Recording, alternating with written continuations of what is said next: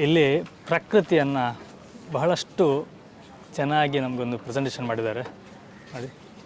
ಸಿಂಹ, ಇಲ್ಲೊಂದು ಯಾವುದೋ ಹಕ್ಕಿ ಇದೆ, ಮಂಗ, ಬಹಳ ಚೆನ್ನಾಗಿದೆ. ನಾನು ಆ್ಯಕ್ಚುಲಿ ಇಲ್ಲಿ ಬಂದಿರೋದು ಈ ಫೋಟೋವನ್ನು ನೋಡಿ ನನಗೆ ಅಲ್ಲಿಂದ ಬಹಳ ಚೆನ್ನಾಗಿ ಕಾಣ್ತಿದ್ದು, ಇದು ನೋಡು ಅಂತೇಳಿ ಬಂದೆ. ಆಮೇಲೆ ಇನ್ನೊಂದು ನೋಡಿ, ಆ್ಯಕ್ಚುಲಿ ಇಲ್ಲಿ ರಿಫ್ಲೆಕ್ಟ್ ಆಗ್ತಾ ಉಂಟು, ಚೆನ್ನಾಗಿ ಕಾಣ್ತಿಲ್ಲ, ಆದರೆ ನಾವು ಈ ರೀತಿ ನೋಡಲಿ ಬಹಳ ಚೆನ್ನಾಗಿ ಕಾಣುತ್ತೆ.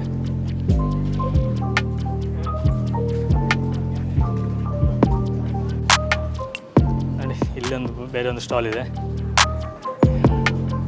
ಇಲ್ಲಿ ಕೂಡ ಹಾಗೆ ಬೇರೆ ಬೇರೆ ರೀತಿಯ ಡ್ರಾಯಿಂಗ್ಗಳನ್ನು ನೋಡ್ಬೋದು.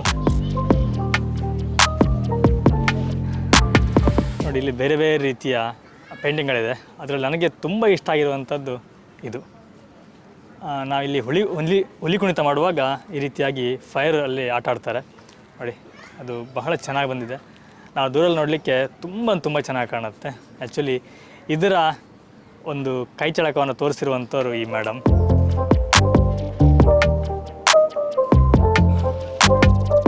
ನೋಡಿ ಆ್ಯಕ್ಚುಲಿ ನಾನು ಅವಾಗ ಏನು ತೋರಿಸಿದ್ನೋ ಅಲ್ಲಿರುವಂತಹ ಒಂದು ಫೈರ್ ಇದ್ದು ಅದು ಆ್ಯಕ್ಚುಲಿ ಮಾಡಿರುವಂಥದ್ದು ನೋಡಿ. ಇಲ್ಲಿ ಇನ್ಸ್ಟಾಗ್ರಾಮ್ ಐಡಿ ಉಂಟಲ್ಲ ಇವರಂತೆ, ಅವರು ಊಟ ಹೋಗಿದ್ದಾರೆ ಇಲ್ಲ ಇಲ್ಲಿ.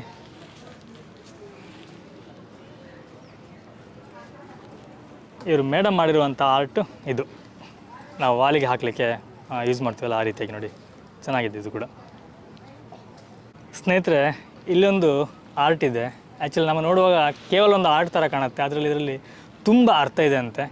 ನಾವು ಒಣಗಿರುವ ಮರವನ್ನು ಅದು ಹೋಯಿತು ವೇಸ್ಟ್ ಅಂತೇಳಿ ನಾವು ತೆಗೆದಾಕ್ತೀವಿ, ಆದರೆ ಒಂದು ಹಕ್ಕಿಗೆ ಅದು ಜೀವನವನ್ನು ಕೊಡುತ್ತೆ. ಇದರಲ್ಲಿ ಗೂಡು ಕಟ್ಕೊಂಡು ಹಕ್ಕಿ ತನ್ನ ಸಂತತಿಯನ್ನು ಮಾಡಲಿಕ್ಕಾಗಲಿ ಅಥವಾ ಹಕ್ಕಿಗೆ ಒಂದು ಆಶ್ರಯವನ್ನು ಕೊಡುವಂಥ ಕೆಲಸ ಈ ಒಣ ಮರ ಮಾಡುತ್ತೆ.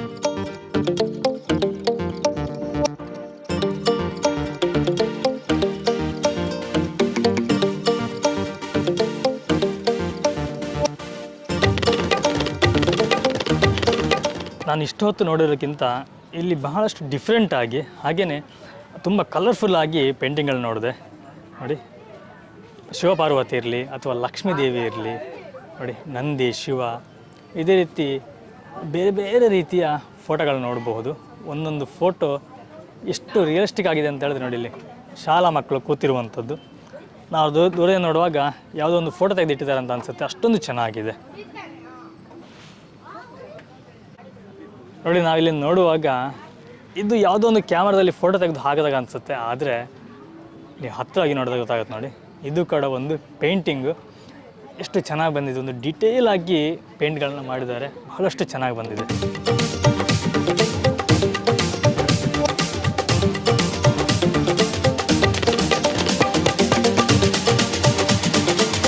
ಇದು ಇವರ ಕುಂಚದಲ್ಲಿ ಅರಳಿರುವಂತಹ ಇಷ್ಟೊಂದು ಚಿತ್ರಕಲೆಗಳು ಬಹಳಷ್ಟು ಚೆನ್ನಾಗಿದೆ.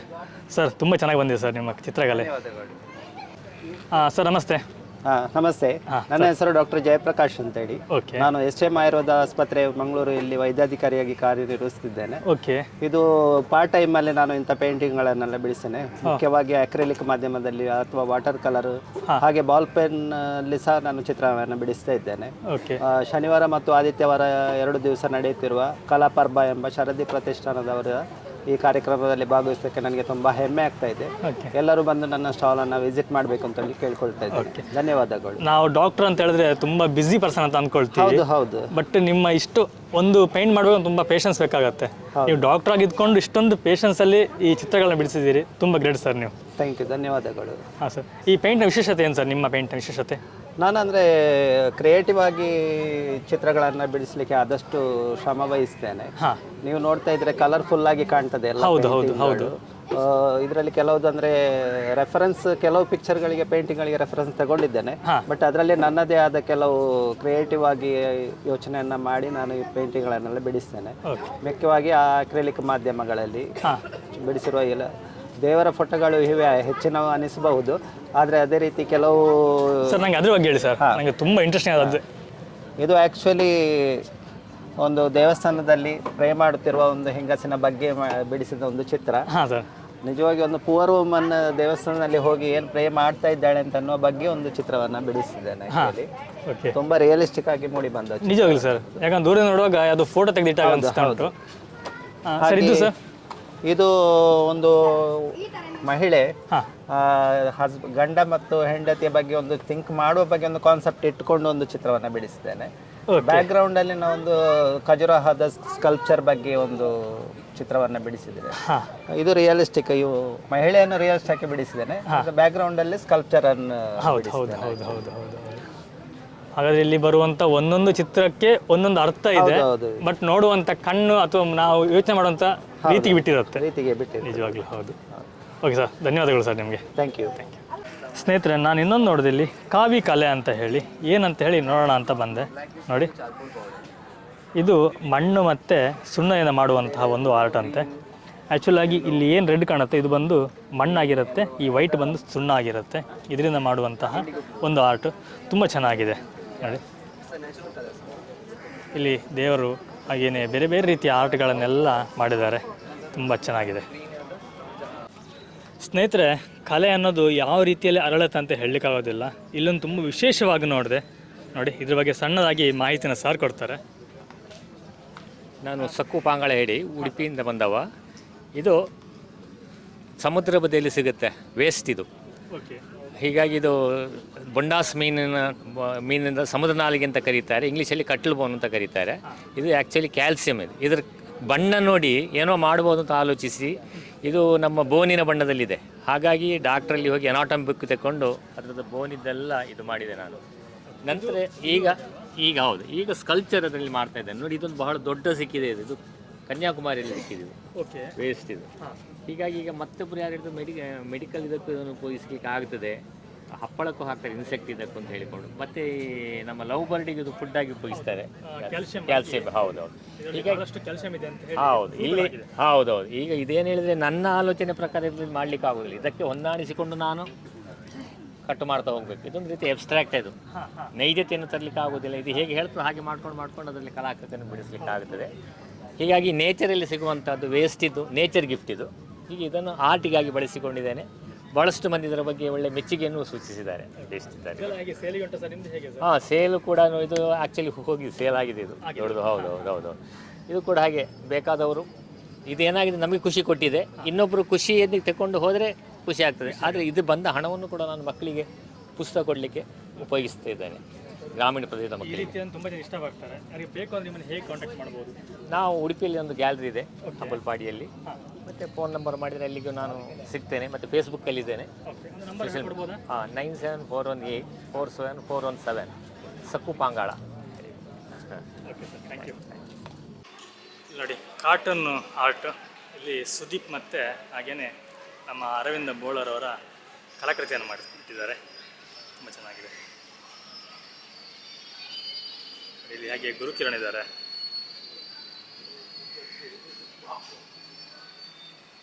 ಬಹಳಷ್ಟು ಸಿನಿಮಾ ನಟರಾಗಿರಲಿ ಅಥವಾ ಬಹಳಷ್ಟು ಜನರ ಇಲ್ಲಿ ಕಲಾಕೃತಿಗಳು ನೋಡಬಹುದು.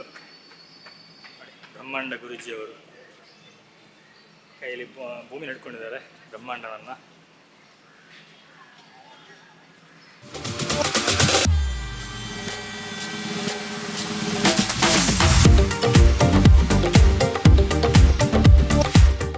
ನೋಡಿ, ನಾವು ವೇಸ್ಟ್ ಅಂತ ಬಿಸಾಡುವಂತಹ ರಟ್ಟಿಂದ ಒಂದು ಸುಂದರವಾದಂತಹ ಒಂದು ಕಲಾಕೃತಿಯನ್ನು ಮಾಡಿಟ್ಟಿದ್ದಾರೆ. ಚೆನ್ನಾಗಿದೆ ಇದು.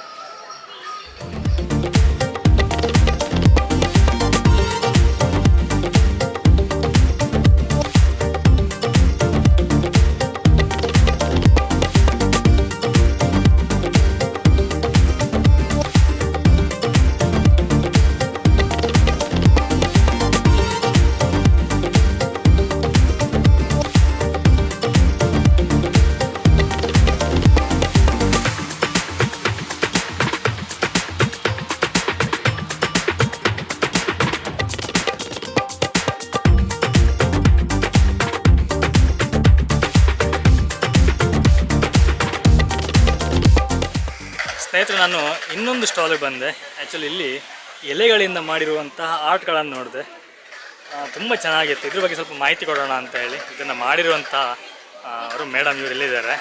ಮೇಡಮ್ ನಮಸ್ತೆ. ನಮಸ್ತೆ. ಮೇಡಮ್ ಇದ್ರ ಬಗ್ಗೆ ಸ್ವಲ್ಪ ಮಾಹಿತಿ ಕೊಡಿ. ನನ್ನ ಹೆಸರು ರೂಪಾ ವಸುಂಧರಾಚಾರ್ಯ ಅಂತ. ನಾನು ಸುಮಾರು 18 ವರ್ಷಗಳ ಕಾಲ ಈಗ water colour, acrylic, oil paintings ಎಲ್ಲ ಮಾಡ್ತಾ ಇದ್ದೆ, ಪೋರ್ಟ್ರೇಟ್ಸ್ ಎಲ್ಲ. ಮತ್ತೆ ನಂಗೆ ಅದು ಸ್ವಲ್ಪ ಬೋರ್ ಆಯಿತು, ಸ್ವಲ್ಪ ಹೊಸತನ ಬೇಕು ಅಂತ ಅನಿಸಿತು. ನಾನು ತೋಟ ಮಾಡ್ಕೊಂಡಾಗ ನನಗೆ ಮತ್ತೆ ನಾನು ಎಲ್ಲರೂ ಹೋದಾಗ ಈ ಎಲೆಗಳು ಹೂಗಳನ್ನೆಲ್ಲ ನೋಡುವಾಗ ಅದಕ್ಕೆ ನಾವು ಚಿಕ್ಕದಿರುವಾಗ ಯಾವಾಗಲೂ ಪುಸ್ತಕದ ಒಳಗಡೆ ಇಟ್ಕೊಳ್ತಾ ಇದ್ವಿ. ಸೊ ಅದು ನಮ್ಗೆ ತುಂಬ ಖುಷಿ ಆಗ್ತಾ ಇತ್ತು.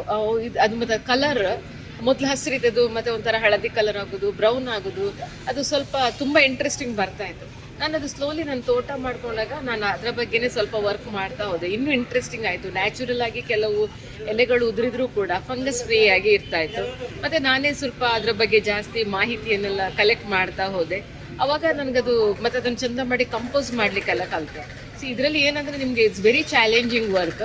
ಅಂದರೆ ನಿಮ್ಗೊಂದು 200 ಗಿಡಗಳಿದ್ರೆ ಬರೀ 2-3 ಜಾತಿ ಗಿಡಗಳು ಮಾತ್ರ ಲಾಂಗ್ ಲಾಸ್ಟಿಂಗ್ ಬರುವಂಥದ್ದು. ಇದನ್ನು ನಾನೊಂದು 8-9 ವರ್ಷಗಳಿಂದ ರಿಸರ್ಚ್ ಮಾಡಿ ಯಾವ ಎಲೆಗಳು ತುಂಬ ಟೈಮ್ ಬರ್ತದೆ, ಫಂಗಸ್ ಫ್ರೀ ಆಗಿರ್ತದೆ, ಇದು ಸ್ವಲ್ಪ ಕೆಮಿಕಲ್ ಪ್ರೊಸೆಸಿಂಗ್ ಕೂಡ ಇರ್ತದೆ, ಅದನ್ನೆಲ್ಲ ಮಾಡಿ ನಾನು ವರ್ಕ್ ಮಾಡ್ತಾ ಹೋದೆ. The beauty of this art is like ಒಂದು ಫಸ್ಟ್ ಡ್ರಾಯಿಂಗ್ ಟೆಕ್ನಿಕ್ ಮತ್ತು ಪೇಸ್ಟಿಂಗ್, ಮತ್ತು ಥರ್ಡ್ ಈಸ್ ನಾನು ಎಲ್ಲಿಯೂ ಯಾವುದೇ ಎಲೆಗಳಿಗೆ ಕೂಡ ಶೇಪ್ ಕೊಡಲಿಲ್ಲ, ಅದನ್ನು ಹಾಗೇನೆ ಖಂಡಿತವಾಗ್ಲು. ಅಂದರೆ ಇಲ್ಲಿಗ ನೋಡಿ ಇದ್ರಂದ್ರೆ ಹೇಗಂದ್ರೆ ನೀವು ಇದು ಸಮುದ್ರ ಕುದುರೆಯಲ್ಲಿ ಇದು ಹೈಡ್ರೇಂಜಿಯಾ ಹೂ ಬೆಳೆಸಿರೋದು. ಅಲ್ಲಿ ಹೂಗಳು ಡ್ರೈ ಆದಾಗ ಸ್ವಲ್ಪ ಫ್ಲಾಟ್ ತರ ಇತ್ತು. ನನ್ಗೆ ಸ್ವಲ್ಪ ಪಾಪ್ ಮಾಡಬೇಕಾಯ್ತು. ನಾನು ಅದನ್ನು ಆ ಪೆಟಲ್ಸ್ ಹೂವಿನ ದಳಗಳನ್ನು ಬಳಸಿ ಸಮುದ್ರ ಕುದುರೆಯನ್ನು ಮಾಡಿದೆ. ಇಲ್ಲಿ ಈ ಇದರಲ್ಲಿ ಕಲೆಯಲ್ಲಿ ಅದು ಸ್ವಲ್ಪ ಜಾಸ್ತಿ ಡ್ರೈ ಆದಾಗೆ ಕಾಣ್ತಾ ಇತ್ತು. ಇದು ನಂಗೊಂಥರ ಅದು ಕಲ್ಲು ಹಾಗೆ ಶೆಲ್ ಹಾಗೆ ಕಾಣ್ಲಿಕ್ಕೆ ಶುರುವಾಯ್ತು. ನಾನು ಹೀಗೆ ಕಂಪೋಸ್ ಮಾಡಿದ್ದೇನೆ. ಅಂದರೆ ನಿಮಗೆ ಅದು ಯಾವಾಗ ಡ್ರೈಯಿಂಗ್ ಈಗ ನಿಮಗೆ ಯೂಶಲಿ ಪೇಂಟಿಂಗಲ್ಲಿ ರಾ ಮೆಟೀರಿಯಲ್ ಇರ್ತದೆ, ಯು ಕ್ಯಾನ್ ಥಿಂಕ್ ನೀವು ಅದನ್ನು ಹಾಗೆ ಮಾಡ್ಬೋದು. ಇದರಲ್ಲಿ ಹಾಗಲ್ಲ, ನೀವು ರಾ ಮೆಟೀರಿಯಲ್ನ ನೋಡಿದ ಮೇಲೆ, ಎಸ್ಪೆಷಲಿ ಇದನ್ನು ನೋಡಿದ ಮೇಲೆ ನೀವು ಥಿಂಕ್ ಮಾಡಬೇಕಾಗ್ತದೆ ಯಾವ ಥರ ನೀವು ಈ ಥರ ಬಳಸ್ಕೊಳ್ಬೋದು ಅಂತ. ಈಗ ಇಲ್ಲಿ ಇದನ್ನು ಹೂ ಥರ ಬೆಳೆಸ್ಕೊಂಡಿದ್ದೇನೆ, ಅಂದರೆ ಮರದ ಎಲೆಗಳ ಥರ ಬೆಳೆಸ್ಕೊಂಡಿದ್ದೇನೆ. ಇಲ್ಲಿ ಈ ಥರ ಇದು ಕೂಡ ಹಾಗೆ ನಿಮಗೆ ಇದನ್ನು ಬೇರೆ ಬೇರೆ ಥರದಲ್ಲಿ ನಾನು ಬೆಳೆಸ್ಕೊಂಡಿದ್ದೇನೆ. ಈಗ ಈ ಕಲೆಯ ಕೃತಿಯಲ್ಲಿ ಇದೆಲ್ಲ ಹೂ, ಇದು ಸುರಗಿ ಹೂವು, ಇದು ರೆಡ್ ಬ್ಲೀಡಿಂಗ್ ಹಾರ್ಟ್ ಅಂತ, ಇದು ಹೈಡ್ರೇಂಜಿಯಾ, ಹಾಗೆ ಅದು ಮತ್ತೆ ಎಲ್ಲ ಯುನೀಕ್ ಪೀಸಸ್. ಒಂದು ಮಾಡಿದ ಹಾಗೆ ನಾವು ಒಂದೊಂದು ಮಾಡುದಿಲ್ಲ, ಎಲ್ಲ ಯುನೀಕ್ ಪೀಸಸ್. ಇದು ಕೂಡ ಹಾಗೆ. ಇದರಲ್ಲಿ ನಾನು ಇದು ಬಿಳಿ ಮಂದಾರದ ಎಲೆ ಬಳಸಿದ್ದೇನೆ, ಮತ್ತೆ ಪೊಲಿಬಳ್ಳಿ ಅಂತ ಒಂದು ಝರಿ ಗಿಡ ಇರ್ತದೆ ಅದನ್ನು ಬಳಸಿದ್ದೇನೆ. ಮತ್ತೆ ಇದು ಝರಿ ಗಿಡದೆ. ಇದು ಕೂಡ ಒಂದು ಬೇರನ್ನು ನಾನು ತೆಗೆದು ಅದು ಒಂದು 2-3 ವರ್ಷ ಹೊರಗೆ ತೆಗೆದಿಟ್ಟು ಅದ್ರ ಮಣ್ಣೆಲ್ಲ ಹೋದ್ಮೇಲೆ ಇದು ಮಾಡಿದಾಗೆ. ಇದು ಕಲ್ಲೆಲ್ಲ ರುಕ್ಕು ಕಾಣ್ಲಿಕ್ಕೋಸ್ಕರ ವೈಜಯಂತಿ ಮಣಿ ಅಂತ. ಏನಂದ್ರೆ ನಿಮ್ಗದು ಅನಿಸ್ಬೇಕು, ನಿಮ್ಗೆ ನೀವೇನು ಮಾಡ್ತಾ ಇದ್ದೀರಿ ಅಂತ ನಿಮ್ಗದು ಅನಿಸ್ಬೇಕು, ಅವಾಗ ನಿಮ್ಗೆ ಅದೇ ಕಲಾಕೃತಿಗಳನ್ನು ಮಾಡ್ಲಿಕ್ಕೆ ಆಗ್ತದೆ. ಈಗ ಸೇಮ್ ಅದೇ ವೈಜಯಂತಿ ಮಣಿಯನ್ನು ನಾನು ಈ ಹಕ್ಕಿಯ ಗೂಡಲ್ಲಿ ಇದನ್ನು ಮೊಟ್ಟೆ ತರ ಮಾಡಿದ್ದೇನೆ. ಅದನ್ನ ಬೇರೆ ಬೇರೆ ತರ ನಿಮ್ಗೆ ಫಾರ್ಮೇಶನ್ ನಿಮ್ಗೆ ಅನಿಸಿದ ಹಾಗೆ ನಿಮ್ಗೆ ಮಾಡ್ಲಿಕ್ಕೆ ಆಗ್ತದೆ. ಹೌದು, ನೀವು ಕಾಲ್ ಮಾಡಿ ನಂಗೆ ಪರ್ಚೇಸ್ ಮಾಡಬಹುದು. 8197593346. ಇನ್ಸ್ಟಾಗ್ರಾಮ್ ಕೂಡ ಫಾಲೋ ಮಾಡಬಹುದು, ರೂಪಾಸ್ ಕ್ರಿಯೇಷನ್ಸ್ ಅಂತ.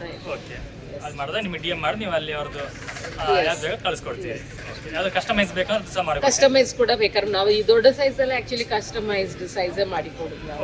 ಇದೆಲ್ಲ ನಮ್ದು ಸಾಧಾರಣ ಸ್ಟ್ಯಾಂಡರ್ಡ್ ಸೈಜ್. ನಿಮ್ಗೆ home decor piece, unique pieces ಆಗಿ ನಿಮ್ಗೆ ಬೇಕು ಅಂತ ಹೇಳಿದ್ರೆ ಇಂಥದ್ದೆಲ್ಲ ನಾವು ಮಾಡಿ. ಲೈವ್ ಬಂದು ನೋಡಿ ತಗೋಬೇಕು ಅಂತಂದ್ರೆ ಇಲ್ಲಿ ನಾವು ಪಡುಬಿದ್ರೆಲ್ಲ ನಮ್ದು ಗ್ಯಾಲರಿ ಇದೆ. ನೀವು ಫೋನ್ ಮುಖಾಂತರನೇ ಕಾಂಟ್ಯಾಕ್ಟ್ ಮಾಡಿ ಬರ್ಬೋದು. ಗ್ಯಾಲರಿ ಬಂದ್ರೆ ನಮ್ಗೆ ಅದನ್ನ ನೋಡಿ ಪರ್ಚೇಸ್ ಮಾಡಿ. ಎಸ್, ಥ್ಯಾಂಕ್ ಯು, ಧನ್ಯವಾದ. ಸ್ನೇಹಿತರೆ, ನಾವು ಇಷ್ಟು ಆರ್ಟ್ಗಳು ನೋಡಿದ್ವಿ. ಅದ್ರ ಜೊತೆಗೆ ನೋಡಿ, ಈಗ ರಾಷ್ಟ್ರೀಯ ಪರಿಸರ ಸಂರಕ್ಷಣಾ ಒಕ್ಕೂಟ ಅಂತ ಹೇಳಿ ಇವರೊಂದು ಒಳ್ಳೆ ಥೀಮ್ನ ಮಾಡಿಕೊಂಡು ಪರಿಸರವನ್ನು ಯಾವ ರೀತಿ ಕಾಪಾಡಬೇಕು ಅಂತೇಳಿ ನೋಡ್ತಿದ್ದಾರೆ. ಅದಕ್ಕೆ ಒಂದು ಜಸ್ಟ್ ಇಟ್ಟಿದ್ದಾರೆ ನೋಡಿ, ಇಲ್ಲಿ ಕಸವನ್ನು ಹಾಕಲಿಕ್ಕೆ ಅಂತೇಳಿ ಡಸ್ಟ್ಬಿನ್ ಇಟ್ಟಿದ್ದಾರೆ. ಆದರೆ ಡಸ್ಟ್ಬಿನ್ ಒಳಗಡೆ ಒಂದು ಮನುಷ್ಯನ ಒಂದು ಆಕೃತಿಯನ್ನು ಇಟ್ಟಿದ್ದಾರೆ. ಇದಕ್ಕೆ ಕಸವನ್ನು ತಂದು ಹಾಕಿ ನೋಡಿ ಇಷ್ಟು ಅಧ್ಯಕ್ಷತೆ ಏನಂತ ಹೇಳಿದ್ರೆ, ನೀವು ಹೇಳ್ತಿರೋದು ಮನುಷ್ಯ ಇವಾಗ ಇಷ್ಟು ಪ್ಲಾಸ್ಟಿಕ್ನಲ್ಲೇ ಮುಳುಗಿ ಹೋಗಿದ್ದಾನೆ. ತನ್ನನ್ನು ತಾನು ಪ್ಲಾಸ್ಟಿಕ್ನಲ್ಲಿ ಮುಳುಗಿಸಿಕೊಳ್ಳುವಂಥ ಸ್ಥಿತಿ ಬಂದರೂ ಕೂಡ ಇನ್ನೂ ಆ ಪ್ಲಾಸ್ಟಿಕ್ಕನ್ನು ಹೋಗಲಾಡಿಸ್ತಿಲ್ಲ. ಭೂಮಿಗೆ ಮಾರಕವಾದಂಥ ಏನು ಪ್ಲಾಸ್ಟಿಕ್ಗಳಿದೆ ಅದನ್ನು ಇನ್ನೂ ಕೂಡ ತನ್ನ ದಾರಿಯಲ್ಲಿ ಹೋಗುವಲ್ಲಿ ಬರುವಲ್ಲಿ ಬಿಸಾಕಿ ಹೋಗ್ತಾ ಇದ್ದಾನೆ. ಅದನ್ನು ಸರಿಯಾದ ಸ್ಥಳದಲ್ಲಿ ವಿಲೇವಾರಿಯನ್ನು ಮಾಡ್ತಿಲ್ಲ, ಪರಿಸರವನ್ನು ಹಾಳು ಮಾಡ್ತಾ ಇದ್ದಾನೆ ಅನ್ನೋದು ಪ್ರಾತ್ಯಕ್ಷಿಕ ಅಷ್ಟೇ. ಅದೇ ಅದ್ರ ಅರ್ಥ ಅದೇ ಆ್ಯಕ್ಚುಲಿ ಇನ್ನೂ ಜಾಸ್ತಿ ಆದರೆ ಮನುಷ್ಯ ನಾಶ ಆಗ್ತಾನೆ ಅಂತ ಹೇಳಿ. ನಾಶ ಹಾಗೆ ಇನ್ನೊಂದು ಕೂಡ ಇಟ್ಟಿದ್ದಾರೆ, ನಾವು ತಿಂದು ಅಥವಾ ನಾವು ಬಿಸಾಡುವಂತಹ ಪ್ಲಾಸ್ಟಿಕ್ಕು ಈ ಪಕ್ಷಿ ಅಥವಾ ಪ್ರಾಣಿಗಳ ಹೊಟ್ಟೆ ಸೇರ್ತಾ ಇದೆ, ಅದರಿಂದ ಪಕ್ಷಿ ಅಥವಾ ಪ್ರಾಣಿಗಳ ಸಂತತಿ ನಾಶ ಆಗ್ತಿದೆ ಅನ್ನೋದನ್ನ ಇಲ್ಲೊಂದು ತೋರಿಸಿದ್ದಾರೆ. ಸ್ನೇಹಿತರೆ, ಇವತ್ತಿನ ಈ ಒಂದು ಚಿತ್ರಕಲಾ ಪ್ರದರ್ಶನವನ್ನು ನೋಡಿದ್ರಿ, ನಿಮಗೆ ಹೇಗೆ ಅನ್ನಿಸ್ತು ಅನ್ನೋದು ನನಗೆ ಕಮೆಂಟಲ್ಲಿ ತಿಳಿಸಿ. ಹಾಗೆಯೇ ಇದ್ರ ಮುಂಚೆ ನೀವು ಈ ರೀತಿಯ ಚಿತ್ರಕಲಾ ಪ್ರದರ್ಶನ ನೋಡಿದ್ರಾ ಅಥವಾ ಈ ಕಲಾ ಪ್ರಾರಂಭಕ್ಕೆ ನೀವು ಕೂಡ ಬಂದಿದ್ರಿ ಅಂತ ನನಗೆ ಕಮೆಂಟಲ್ಲಿ ತಿಳಿಸಿ. ಎನಿವೆ ಸ್ನೇಹಿತರೆ, ನಾನು ನಿಮಗೆ ಮುಂದಿನ ಒಂದು ವಿಡಿಯೋ ಸಿಗ್ತೀನಿ ಒಂದೊಳ್ಳೆ ರೆಸಿಪಿ ಅಥವಾ ಒಂದೊಳ್ಳೆ ಗಿಡಮೂಲಿಕೆ ಅಥವಾ ಒಂದು ಒಳ್ಳೆ ಇನ್ಫಾರ್ಮೇಷನ್ ಜೊತೆ. ಥ್ಯಾಂಕ್ ಯು, ಬಾಯ್ ಬಾಯ್, ನಮಸ್ಕಾರ.